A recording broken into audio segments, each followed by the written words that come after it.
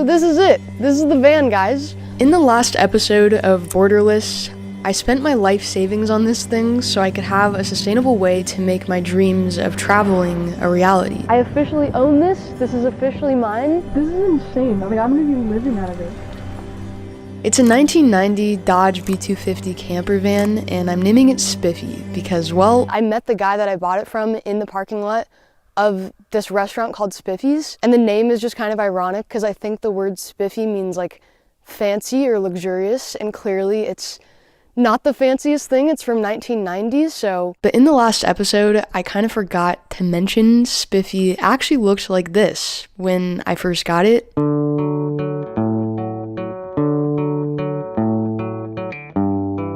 Ew.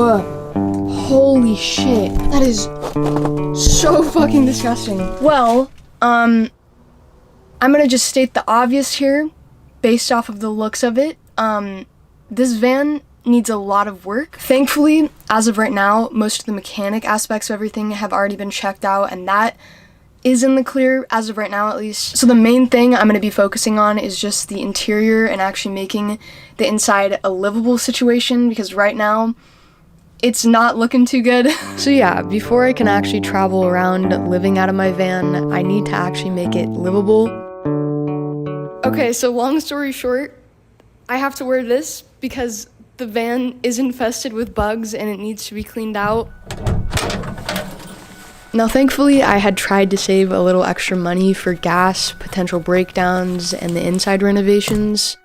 But I think when I first imagined preparing the inside of whatever van I ended up with, I kind of just thought it'd be some cute, fun decorations you see on Pinterest or something. There's a whole ass swing in this one. The layout of this one is really cool, but I have to say the plants have to be my favorite. There's a bunch of little trendy lights around the top of this van. This one has like house plants all around it. It's like a whole ass garden in there. This one is so cool, actually.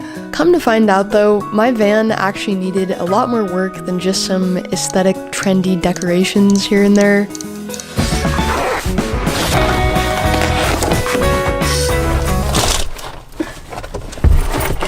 Oh my god, that is so in there. Literally, who the fuck put this in?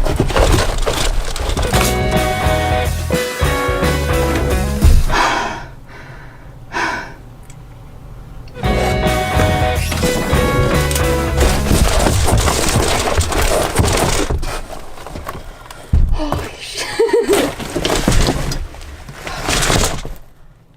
It was around this point where I think I started to realize this was going to be a lot harder than I originally expected. Every day I keep doing this van build, I keep questioning more and more what I've gotten myself into, which is why I really just had to try to take things one step at a time each day.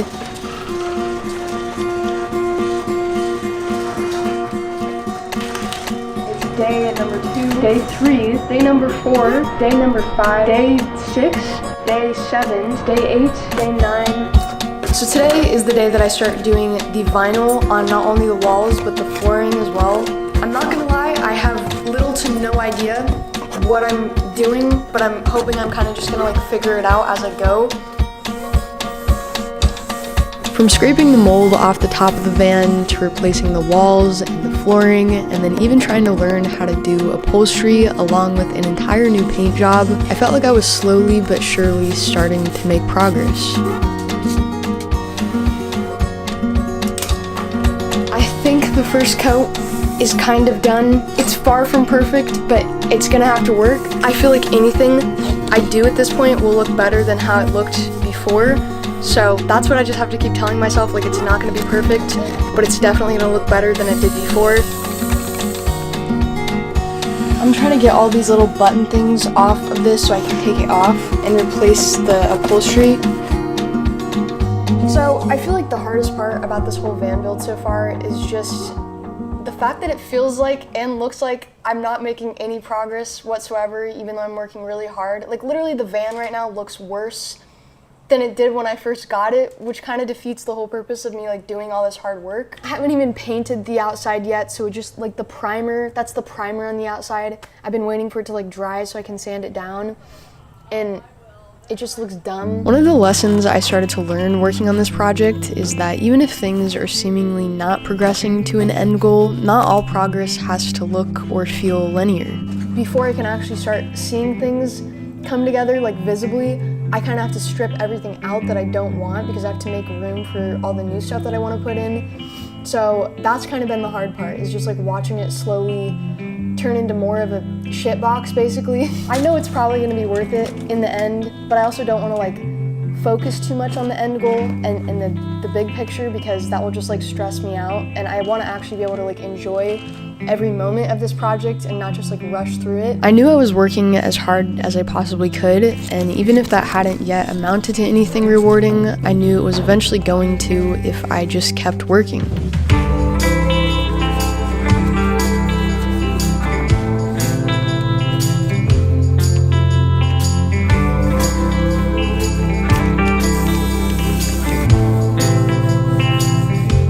And the more and more I kept working, the more of a symbol the van and the entire van build started to become to me.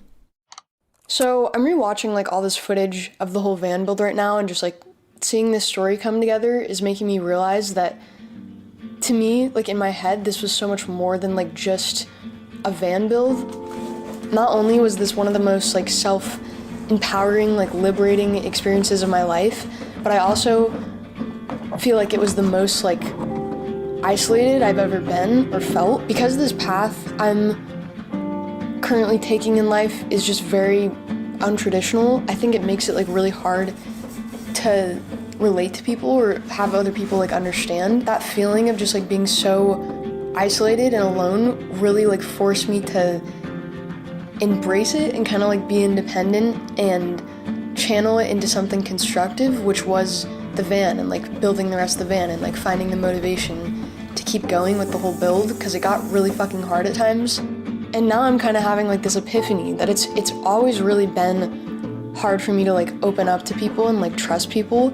So this project and this whole experience to me was like almost like this like tangible embodiment of how I've like felt a lot of my life, feeling like I have to just like do everything on my own and like not trust people. And I'm still trying to figure out if that's like a bad thing or if it's a good thing, or if there needs to be like a balance, because on one hand it is good to like be independent and not depend too much on other people, but then on the other hand maybe I just have like really bad like trust issues or like abandonment issues or something, I don't know. But yeah, I don't even know if that made any sense to anyone. I just thought it might be an interesting storyline to include, because I've just really felt very disconnected from people in this past year of my life, and feel like the van build was kind of just like my way of accepting that all I'm gonna have is myself at the end of the day. This whole project just overall taught me a lot about myself as well.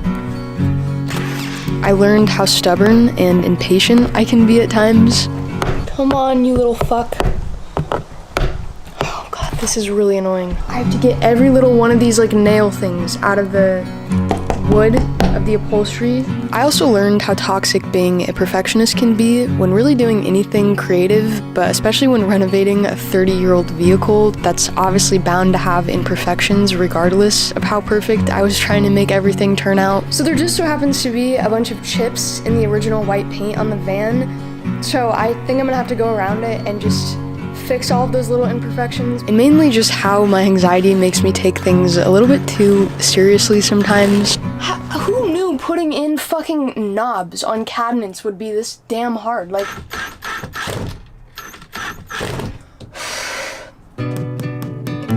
considering I was doing basically everything on my own with no prior experience, there was quite a few really overwhelming moments throughout the build where I felt pretty discouraged. I ran out of paint in the middle of painting the van, and so I went back to the store to go get the paint, and the store apparently discontinued the paint in the shade that I need.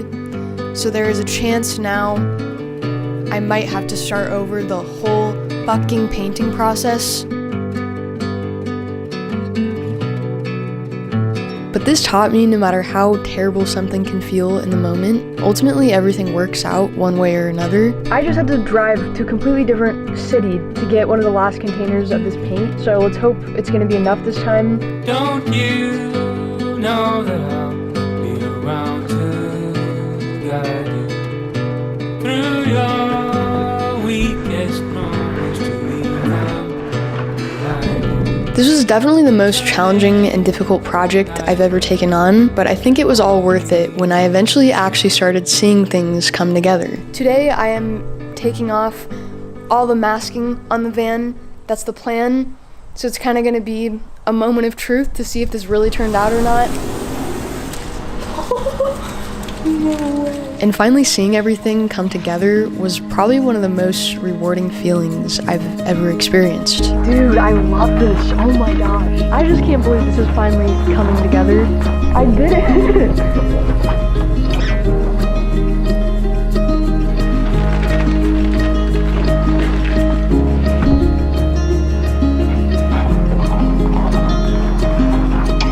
I just put in the new upholstered couch and it looks so good.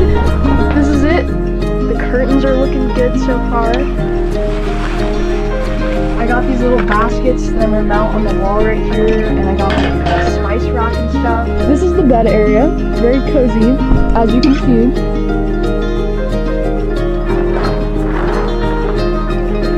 Today's a really exciting day because I finally get to start moving into the van and putting all the like living stuff in the van and mounting everything. All the kitchen supplies are going in the cabinets today. Let's hope everything fits. Okay, I think this is about done.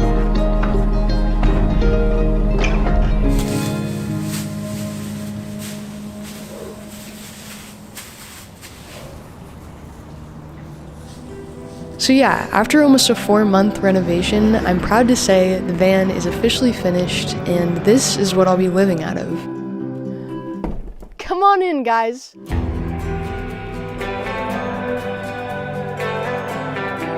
Starting off in the back of the van, we have my favorite part of the van, the coffee bar.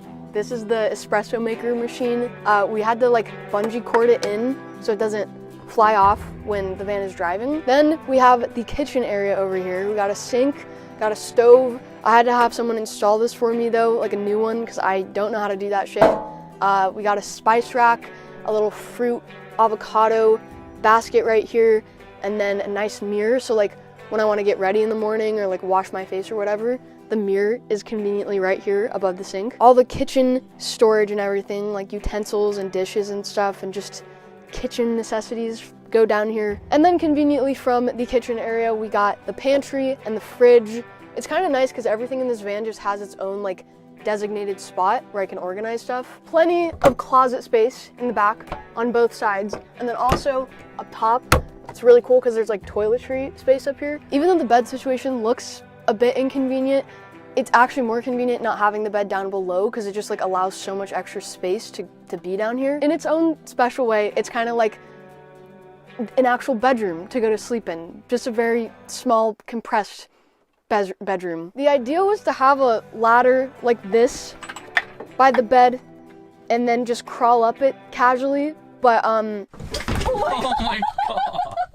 I've discovered it's a bit easier to just like hop up on the counter or the couch. The storage below the couch is a little bit hard to open, but it's still very nice. Like shoes can fit in here and a bunch of stuff underneath the couch too. The couch even pulls out into another bed. And then I wanted to have a little area for the Patreon board. Everyone on the Patreon has helped make this entire van build possible, so it only felt right to have a little spot for everyone on the wall right here. These are the curtains. They're actually homemade from the sewing machine I bought and then returned when we were done making them. Innovative. And then on to the front of the van. It's mainly just for driving, obviously. Jackery was actually nice enough to send me this big battery, and it's gonna be my main power source in this van, living off-grid most of the time. So thank you so much, Jackery, for sending me that. I got these pins for the map up front, and each time we're at like a new location and stuff, I'm gonna mark the place we're at, if that makes any sense. The map just honestly looks really cool too, and it'll probably even look cooler when all the pins are in there. In the back of the van, we have the bathroom, aka just like a toilet I got off Amazon that I don't know how to work yet. Shit, there's still like instructions in here.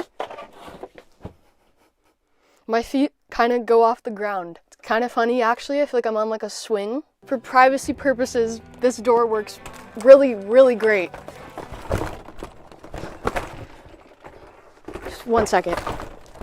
I tried to put Velcro on the door, and the Velcro, for some reason, doesn't really work now. Fuck! Just old vehicle vibes, you know. Just gotta replace things from time to time. Good as new. And then this right here is the Polaroid wall. Obviously, there's gonna be more on it eventually, but this is like me working on the van. This is the van when I first got it, and this is it almost finished. This is me driving it to its first tune-up. Oh shit. Ignore these. So yeah, I hope you all like the way that it turned out. I think I'm pretty happy with it. It's obviously not perfect by any means, but it has all the basic like living needs in it. It has everything that I need to live out of it, so that's super exciting. This has definitely been quite the project, but I definitely think it's been worth it, and I could not be more excited to show you all the content and bring you guys along for this journey. Just be patient because editing takes forever, but stay tuned. I hope it will be worth the wait. And yeah, thank you so much for watching.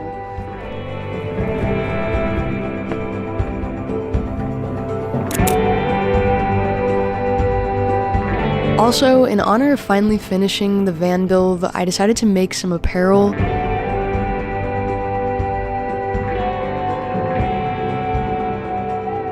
I'm wearing the hoodie right now, but it also comes in t-shirts. The concept is like a blueprint of the van, like under construction kind of, on the front and the back. This drop is actually also a collaboration with my friend Simon's clothing brand, Keep It Wholesome, and his Nature Heals collection. We wanted to do a drop together that promotes getting out in nature and how like important it is for your mental health to go on adventures and stuff. This area is for where we store everything, and I'm gonna store my half of the collab here. When Natalie's stuff comes in, we're going to put her stuff over here. But yeah, my friend Simon is going to be helping me package these orders. He knows what he's doing. Last time I tried to like do apparel on my own, it didn't, you know what, let's just not talk about it. But yeah, if anyone is interested in checking it out, the link will be in the description.